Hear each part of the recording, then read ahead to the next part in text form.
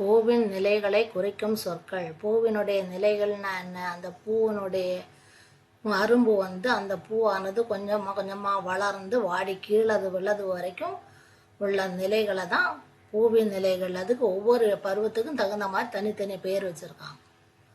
அரும்பு, போது, அலர், பி, செம்மல்.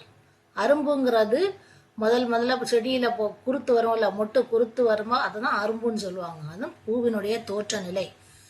அந்த பூவானது கொஞ்சம் விரிய தொடங்குவது போது. பூ விரிய தொடங்கக்கூடிய நிலை போது. அப்போ கொஞ்சம் கூட விரிஞ்சு நல்லா மலருது.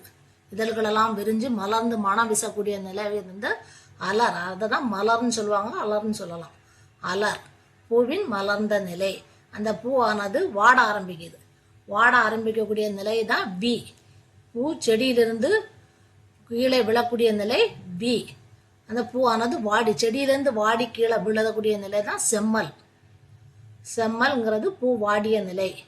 அரும்பு பூவின் தோற்ற நிலை. போதுங்கிறது பூ விரிய தொடங்கக்கூடிய நிலை. அலருங்கிறது பூவின் மலர்ந்த நிலை. பிங்கிறது செடியிலிருந்து பூ கீழே விழுந்த நிலை. செம்மல்ங்கிறது பூ வாடிய நிலை.